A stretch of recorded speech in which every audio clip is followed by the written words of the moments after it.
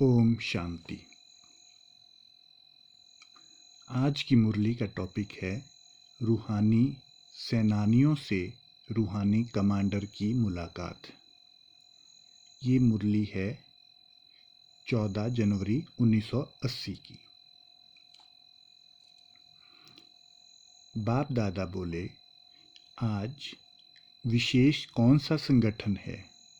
इस संगठन को अपने डबल सेवाधारी बच्चों को, जो हरेक डबल सेवाधारी व डबल नॉलेजफुल हैं, ऐसे ग्रुप को देख आज वतन में एक विशेष संवाद चला। ब्रह्मा बाप बोले, ये विशेष मेरी भुजाएं हैं। शिव बाप बोले, यह मेरी रुद्रमाला है। रुद्रमाला में विशेष मणके हैं। ऐसी चिटचैट चलते हुए शिव बाबा ने पूछा ब्रह्मा बाप से कि आपकी यह सब भुजाएं राइट हैंड्स हैं या लेफ्ट हैंड्स भी हैं? राइट हैंड अर्थात सदा समान, स्वच्छ और सत्यवादी। तो सब राइट हैंड्स हैं। तो ब्रह्मा बाप मुस्कुराए और मुस्कुराते हुए बोले कि हरेक का पोता मेल तो आपके पास है ही। जब पोता मेल देखने की बात आई, हरेक बच्चे का पोता मेल सामने इमर्ज हुआ। कैसे इमर्ज हुआ? एक घड़ी के रूप में, जिसमें हरेक की 4 सब्जेक्ट्स के 4 भाग थे। जैसे यहाँ सृष्टि चक्र का चित्र बनाते हो, हर भाग में अलग अलग कांटे लगे हुए थे, जो हरेक के चारों ही सब्जेक्ट्स की परसेंटेज बता रहे थे। सबके पोता मेल स्पष्ट दिखाई दे रहे थे। पोता मेल देखते हुए बाप दादा आपस में बोले, समय की घड़ी और बच्चों के पुरुषार्थ की घड़ी दोनों को देखते हुए क्या दिखाई दिया? समय की घड़ी फास्ट है और बच्चों के पुरुषार्थ की घड़ी मेजॉरिटी की 2 भाग अर्थात 2 सब्जेक्ट्स की रिजल्ट फिर भी ठीक थी, लेकिन 2 सब्जेक्ट्स के परसेंटेज की रिजल्ट बहुत कम थी। तो बाप दादा बोले, इस रिजल्ट के प्रमाण एवर रेडी ग्रुप कहेंगे। जैसे विनाश का बटन दबाने की देरी है, सेकंड की बाजी पर बात बनी हुई है, ऐसे स्थापना के निमित्त बने हुए बच्चे 1 सेकंड में तैयार हो जाएं, ऐसा स्मृति का समर्थ बटन तैयार है। जो संकल्प किया और अशरीरी हुए, संकल्प किया और सर्व के विश्व कल्याणकारी ऊंची स्टेज पर स्थित हो गए और उसी स्टेज पर स्थित हो साक्षी दृष्टा हो विनाश लीला देख सकें। देह के सर्व आकर्षण अर्थात संबंध, पदार्थ, संस्कार, इन सब की आकर्षण से परे, प्रकृति की हलचल की आकर्षण से परे, फरिश्ता बन ऊपर की स्टेज पर स्थित हो शांति और शक्ति की किरणें सर्व आत्माओं के प्रति दे सकें। ऐसे स्मृति का समर्थ बटन तैयार है। जब दोनों बटन तैयार हों, तब तो समाप्ति हो। इस ग्रुप को देखकर वतन में पोता मेल इमर्ज हुआ। जैसे बाहुबल वाली सेना में भी वैरायटी प्रकार के सैनिक होते हैं। कोई बॉर्डर पर जाने वाले, युद्ध के मैदान पर जाने वाले अर्थात डायरेक्ट वार करने वाले, और दूसरे उनकी पालना करने वाले पीछे होते हैं। डायरेक्टर तो बैकबोन होते हैं। ऐसे ही यह जो ग्रुप है वह मैदान पर सेवा करने वाला ग्रुप है। मैदान में आने वाली सेना के आधार पर ही विजय अथवा हार की बात होती है। अगर मैदान में आने वाले कमजोर, शस्त्रहीन, डरपोक होते हैं तो कभी भी डायरेक्टर की विजय नहीं हो सकती है। विश्व कल्याण के मैदान पर यह सेवाधारी ग्रुप है। यह ग्रुप बहादुर है। सामना करने की शक्ति अर्थात अनुभव कराने की शक्ति, सभी को श्रेष्ठ चरित्र द्वारा बाप दादा का चित्र दिखाने की शक्ति, ऐसे शस्त्रधारी हैं। क्या समझते हो? ऐसे शक्ति स्वरूप ग्रुप हैं। चारों ही सब्जेक्ट्स के चारों ही अलंकारधारी हो। 2 भुजा वाले शक्ति स्वरूप हो या 4 भुजा वाले हो, यह 4 अलंकार 4 सब्जेक्ट्स की निशानी है। तो सभी अलंकार धारण किए हैं या किसी ने 2 धारण किए हैं, किसी ने 3 किए हैं, या एक धारण करते हैं तो दूसरा छूट जाता है। तो इस ग्रुप का महत्व समझा। आगे बाबा बोले, श्रीमत का कांटा ठीक तो तराजू के दोनों पलड़े बराबर रहेंगे। सेवा के मैदान पर आने वाला ग्रुप है, अर्थात विजय के आधार मूर्त ग्रुप है। आधार मूर्त मजबूत होना, आधार हिलने वाले तो नहीं है ना। जैसे ज्ञान और सेवा, इन 2 सब्जेक्ट्स के ऊपर रिजल्ट की परसेंटेज देखी, वैसे याद और धारणा, इन 2 सब्जेक्ट्स पर भी ज़्यादा अटेंशन दे, चारों ही अलंकारधारी बनो, नहीं तो सृष्टि की आत्माओं को संपूर्ण साक्षात्कार करा नहीं सकेंगे। इसलिए इन 2 अलंकारों को धारण करने के लिए विशेष क्या अटेंशन रखेंगे? डबल सेवाधारी हो, लौकिक और ईश्वरीय। शरीर निर्वाह अर्थ और आत्म निर्वाह अर्थ डबल सेवा मिली हुई है, और दोनों ही सेवा बाप दादा के डायरेक्शन प्रमाण मिली हुई है। लेकिन दोनों ही सेवाओं में समय का, शक्तियों का समान अटेंशन देते हो? तराजू के दोनों तरफ समान रखते हो?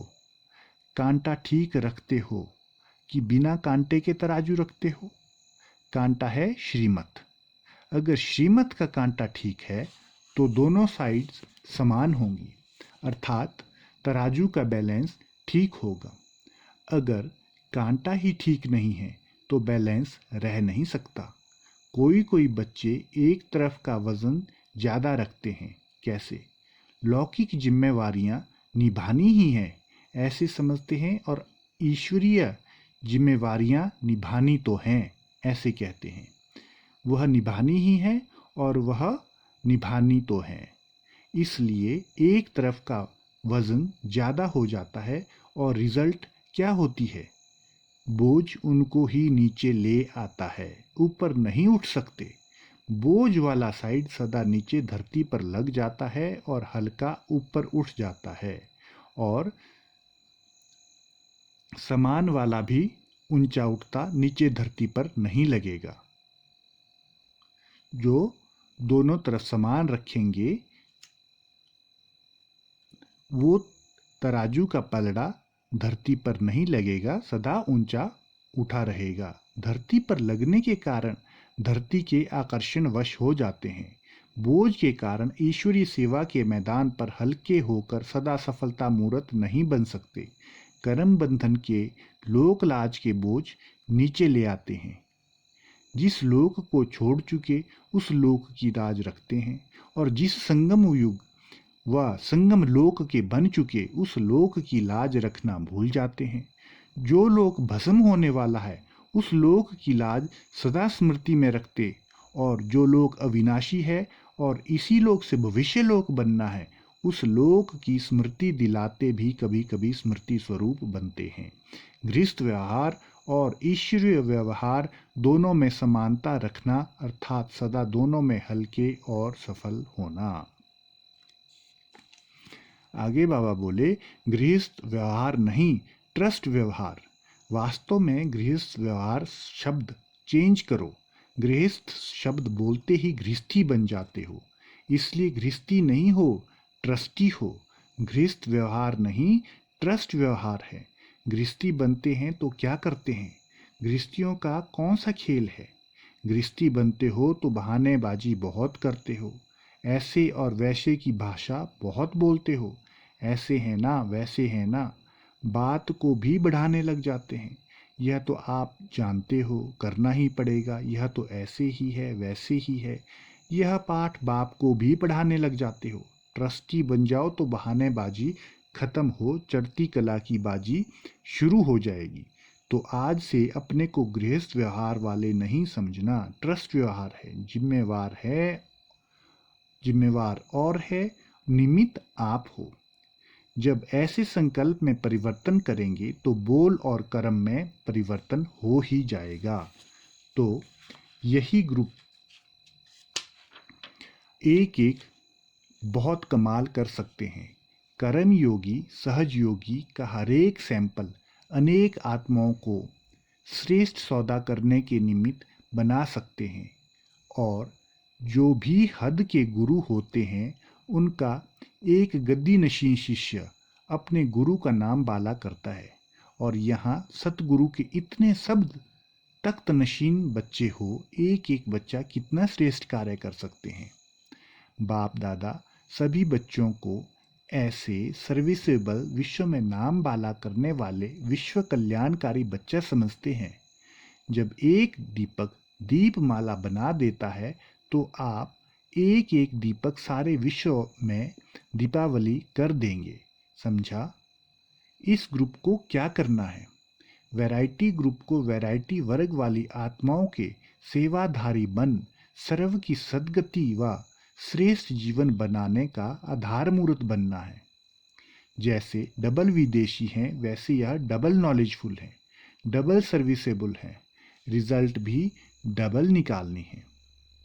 ऐसे सदा सर्व बंधन मुक्त, सदा जीवन मुक्त विश्व शोकेश के विशेष शो पीस, विश्व परिवर्तन करने के आधार मूर्त, सदा श्रीमत के आधार पर स्व उद्धार और विश्व उद्धार करने वाले ऐसे सदा विश्व सेवाधारियों को, बेहद के सेवाधारियों को बाप दादा का याद प्यार और नमस्ते।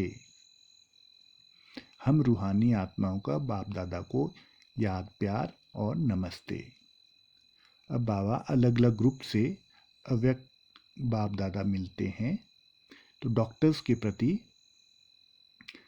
डबल डॉक्टर्स ग्रुप है ना। जैसे सभी डॉक्टर्स अपने हद की डॉक्टरी के स्पेशलिस्ट होते हैं, वैसे रूहानी डॉक्टरों में विशेष किस सेवा के निमित्त बने हुए हो। जैसे हद की डॉक्टरी में कोई आंखों का, कोई विशेष गले का, कोई सर्जन, कोई सिर्फ दवाइयों देने वाला होता है, तो इस रूहानी डॉक्टरी में क्या विशेषताएं हैं? एक सेकंड में किसी के पुराने संस्कार रूपी बीमारी को नयनों की दृष्टि द्वारा समाप्त कर दें, अर्थात उस समय उस बीमारी से उसको भुला दें। ऐसी विशेषता वाले डॉक्टर्स हो। जैसे वह आंखें ठीक कर देते हैं, ऐसे अपनी दृष्टि द्वारा किसी के पुराने संस्कार को पहले दबा दें, फिर समाप्त करा दें, उस समय शांत कर दें। ऐसी विशेषता वाले डॉक्टर्स हो। यह हुआ आंखों का डॉक्टर जो दृष्टि से परिवर्तन कर दे। जैसे डॉक्टर गोली देकर थोड़े समय के लिए दर्द को दबा देते हैं, ऐसे आंखों के डॉक्टर हो जो दृष्टि से उसको संतुष्ट कर दो। हद के नहीं, रूहानी आंखों के डॉक्टर, अर्थात रूहानी दृष्टि से शफा देने वाले। ऑपरेशन वाले डॉक्टर, जैसे वह औजार से ऑपरेशन करते हो, वैसे अपने में जो शक्तियां हैं, यह शक्तियां ही यंत्र हो जाएं, जिन यंत्रों द्वारा उनकी कमजोरियां समाप्त हो जाएंगी। जैसे अपने ही थिएटर के यंत्रों द्वारा ऑपरेशन करते हो, पेशेंट के यंत्र तो नहीं यूज करते हो ना। ऐसे अपनी शक्तियों के यंत्र द्वारा बीमारी को ठीक कर दो। कामी को निष्कामी और क्रोधी को निक्रोधी बना दो। इसके लिए सहन शक्ति का यंत्र यूज करना पड़े, तो ऐसे ऑपरेशन वाले डॉक्टर हो। जैसे उसमें आंख, नाक सबके अलग अलग स्पेशलिस्ट होते हैं, ऐसे यहाँ भी अलग अलग विशेषताएं हैं। यहाँ भी जितनी कोई डिग्री लेना चाहे तो ले सकता है। जो सर्व विशेषताओं में ऑलराउंडर हो जाते हैं, वे नामी ग्रामी हो जाते हैं। डॉक्टर्स तो बहुत सेवा कर सकते हैं। क्यों? क्योंकि पेशेंट उस समय बिल्कुल भिखारी के रूप में आते हैं। अगर उस समय डॉक्टर उन्हें झूठी दवाई भी दे, पानी भी दे दे, तो भी भावना के कारण वह ठीक हो जाते हैं। उन्हें खुशी की खुराक मिल जाती है, जिससे वह ठीक हो जाते हैं। दवाई से ठीक नहीं होते, खुशी से ठीक हो जाते हैं।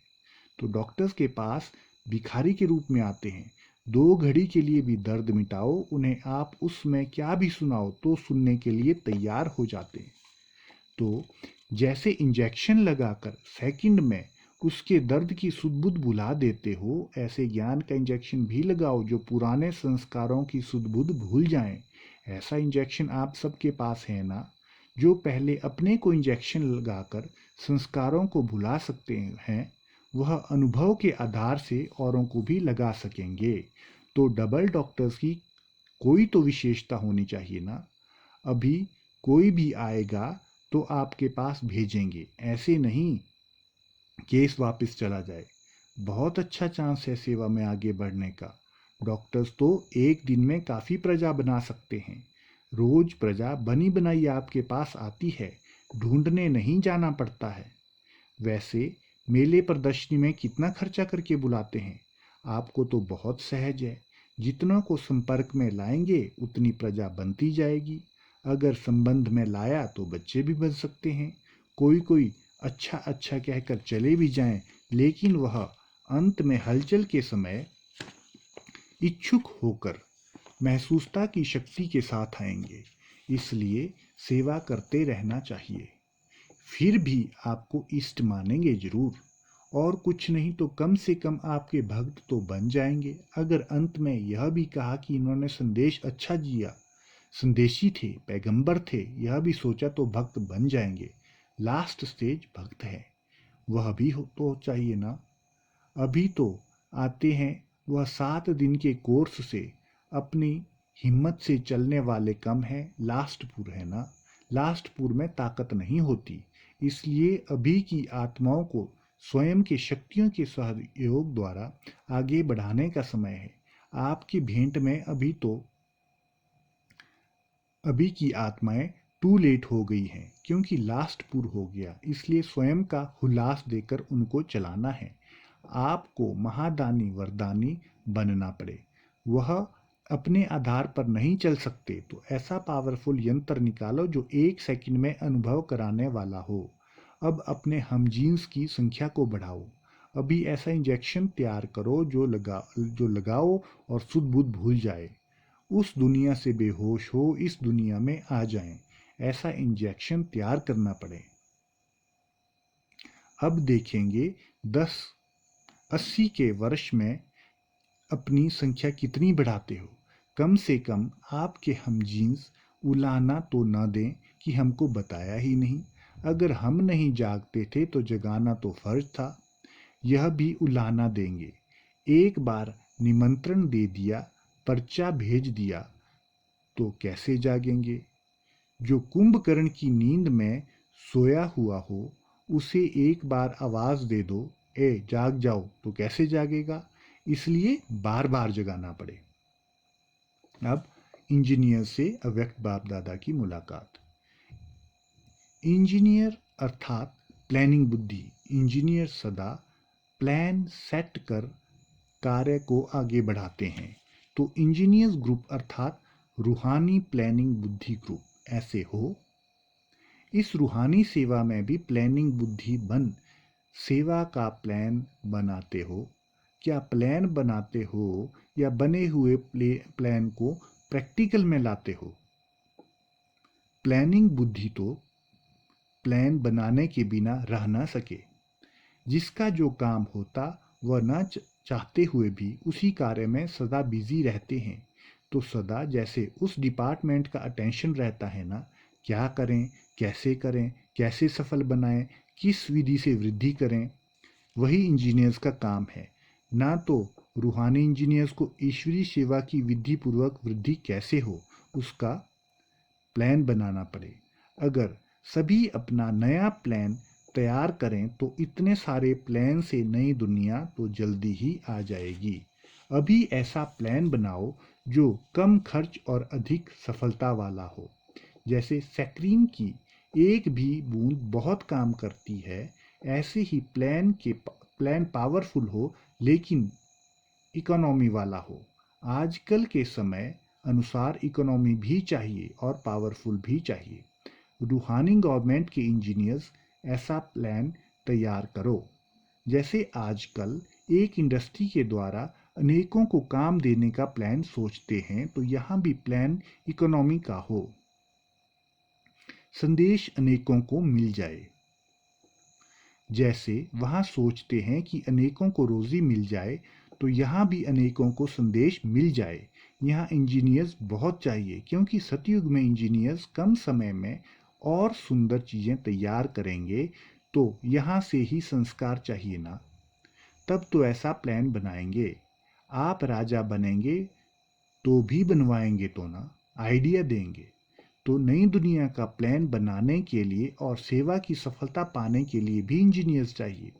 तो आपका कितना महत्व है, ऐसा महत्व समझते हुए चलते हो। हरेक को समझना चाहिए मुझे सफलता का सबूत देना है।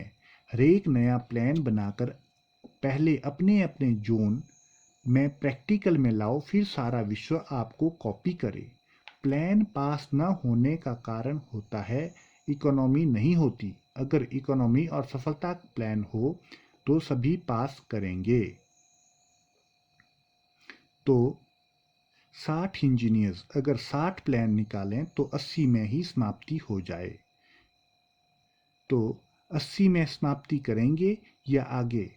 हलचल तो शुरू करो, तो सभी क्यू में आ जाएं। समाप्ति भी 1 सेकंड में नहीं होगी, धीरे धीरे परिवर्तन होगा। लेकिन शुरू हो जाए और सबके दिल से यह आवाज़ निकले कि अब नई दुनिया आने वाली है। जैसे साइंस वालों ने चंद्रमा पर जाकर थोड़ी झलक दिखाई तो सबके प्लॉट खरीदने की तैयारी शुरू हो गई।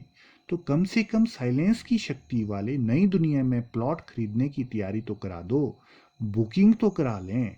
जैसे साइंस की कोई भी इन्वेंशन पहले प्रयोगशाला में लाकर अनाउंस करते हैं, ऐसे आप लोग भी पहले अपनी एरिया की प्रयोगशाला में प्लान का प्रयोग करो, फिर सब मानेंगे। प्लान की प्रैक्टिकल सफलता निकले। जो प्रदर्शनी व मेला देख चुके, उनके लिए अब नया प्लान चाहिए, नई आकर्षण चाहिए। तो प्लानिंग बुद्धि प्लान निकालो।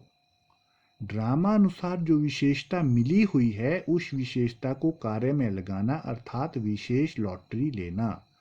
नए नए साधन बनाने का प्लान निकालो, कॉपी में नहीं, प्रैक्टिकल में। वहाँ के तो कागज़ पर ही रह जाते हैं, लेकिन यहाँ प्रैक्टिकल के प्लान हों। ये थी बाप दादा की आज की अव्यक्त मुरली। ओम शांति।